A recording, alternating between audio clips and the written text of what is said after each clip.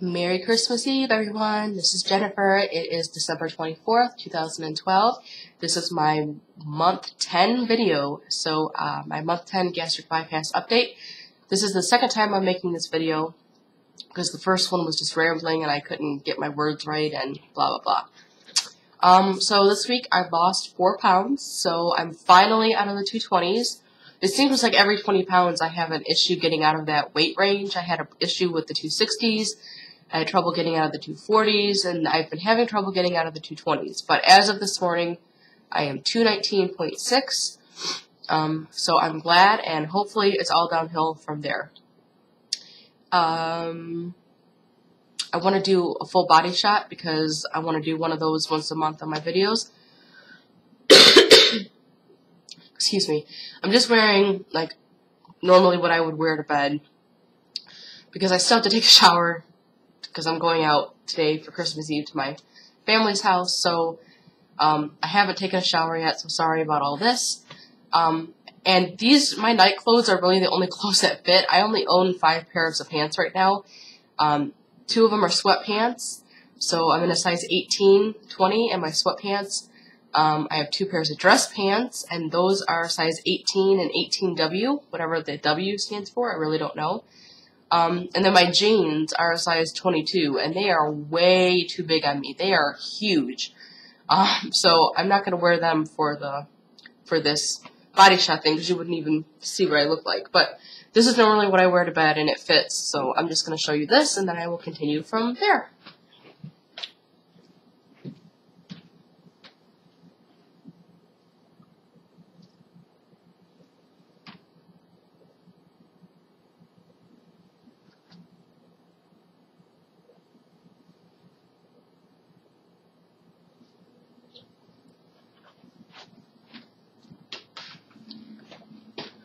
Okay, so I told you what sizes I'm in. I haven't done my measurements. I just did my measurements 2 weeks ago, so I don't do them again for another 2 weeks because I only do them once a month. But yeah, so I'm down 4 pounds, so that's good. The next thing I kind of wanted to address, and I was going to go into this big, long, lengthy thing about it, but I'm not going to. Basically, I subscribed to a new... Well, she's not new. She's been in the community for a long time.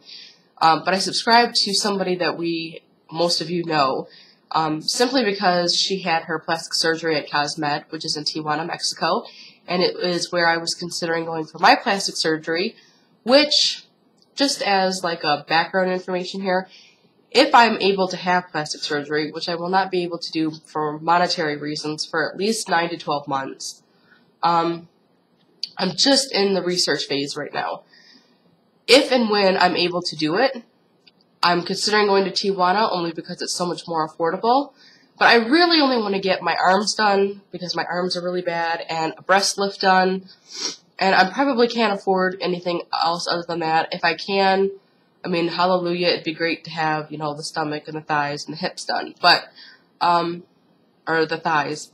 The inner thighs, because anybody who's lost a massive amount of weight knows your thighs and your arms are usually the worst. But it's just really for cosmetic reasons, and my arms, when I don't have a bra on, my arms slap against my boobs, and it's embarrassing, and it's just not, I'm 33, that shouldn't happen. So, anyway, thank you, weight loss. But anyway, so that's what I would do it for. So I started watching her videos because she had several trips to Cosmed, and she gave it really good reviews. And so on one of the videos, I commented about, I'm so glad you made these videos, blah, blah, blah, blah, blah. And in return, I got, like, a therapy session, basically, about how how she sympathizes with my situation, which I don't even know what that means. What is my situation? But because I haven't reached goal, and because I seem unsettled with my surgery, and that I shouldn't have plastic surgery, and that plastic surgery is not going to fix everything for me, and I need to... I mean, it was just like two comments long of just critiques and therapy sessions, really, and I don't need that, especially from somebody I don't know, and I don't know this woman very well. So here's my thing. Being somebody who's overweight, all of us, who have ever had a weight issue, which is pretty much everyone watching this video, we know what it's like to be under the critical eye. I mean, whether it's in family or whether it's in society, we always feel like we're being judged because we are. You get the insults, you get all the negativity, and from that, you start to develop this tape that plays in your head that pinpoints every negative attribute you have. And it plays over and over again, and it totally makes you feel worthless for the most part, and it makes you focus on the negatives. And part of the weight loss journey is replacing that negative tape with a positive one, so that not that you forget all your negatives, but you start to focus on the positives instead of the negatives. So I really don't understand why anybody in this community or anybody who's ever had a weight issue would ever critique anybody else. I don't understand why you would do that. Our negative tapes are always playing. I don't need anybody else to point out my negative stuff. I really don't. Especially if I don't know you. Now, I have friends on YouTube, and I have friends on Facebook, and I have friends because of the WLS community, that if they approached me and I had an issue that needed to be confronted, I would take it differently because they would approach me differently. I would know where they were coming from with it. I would know what their motivation was. I would know what their intentions were. And they would know how to approach me and let it go. And I don't feel like this woman who has watched one of my videos had any right to say anything to me. So I kind of took it hard, and I took it personally, and I thought about it for like 6 or 7 hours nonstop yesterday. And basically all I want to say is don't judge each other, don't critique one another.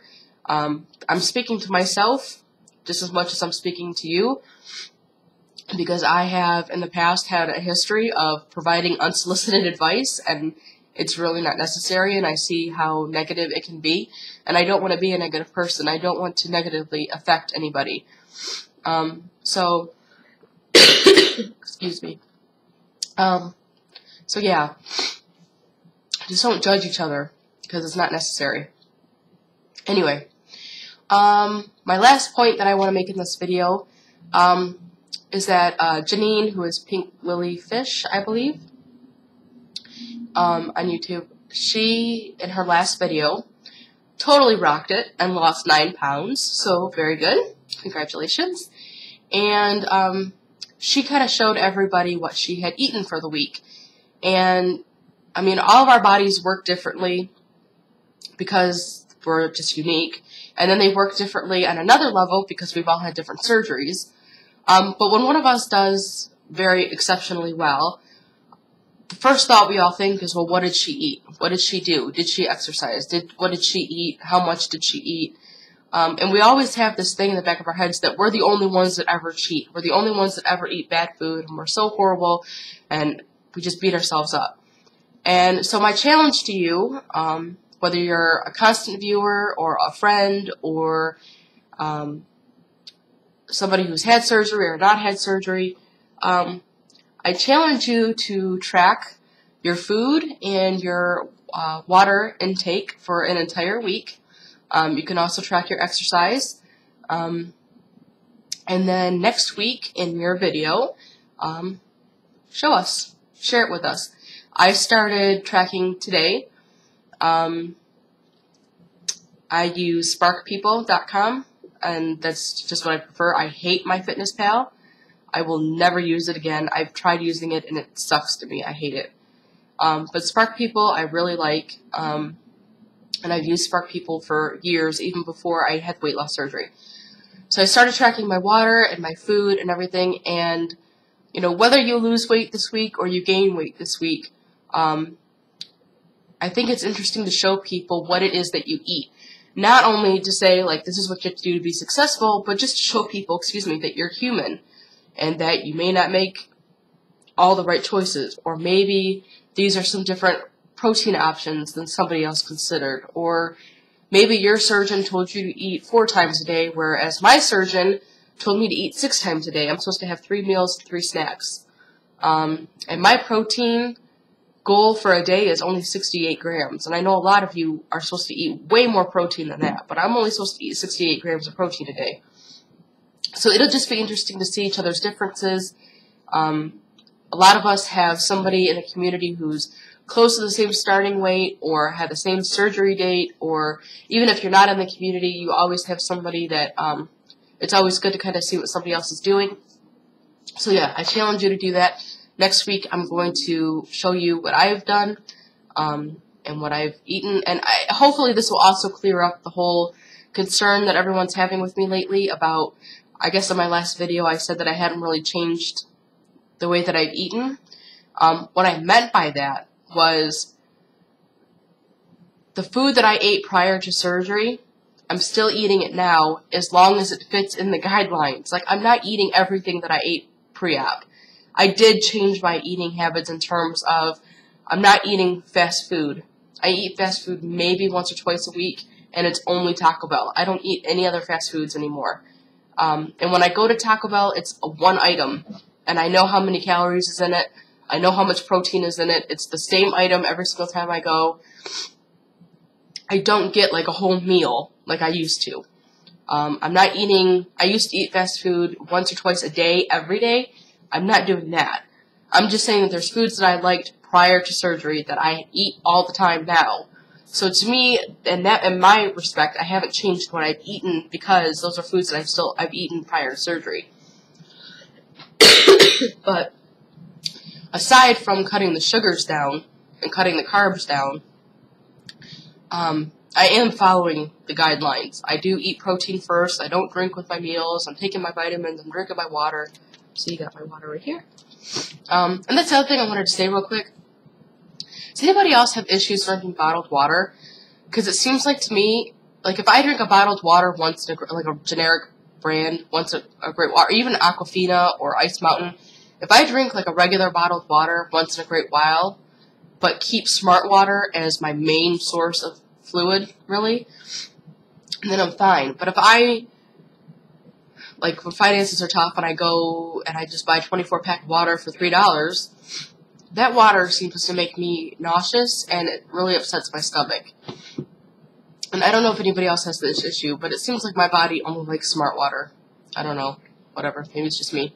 But anyway, that's the end of my video. Please, don't worry about me. I mean, I do have to reduce my carbs and my sugar, but I'm tracking all of it. You'll see it all next week. And we can talk about it from there. But when you do track your food and you do track your water and all that stuff, I do not want anybody going to anybody else's pages and judging anybody or offering unsolicited advice. If you want advice based on your food choices, you can ask for it. But this is not like a go and judge other people kind of thing. This is just to kind of show the world and show the community what it is that you're doing so maybe we can learn from each other. But with that, I will end for now, and I will talk to you guys soon.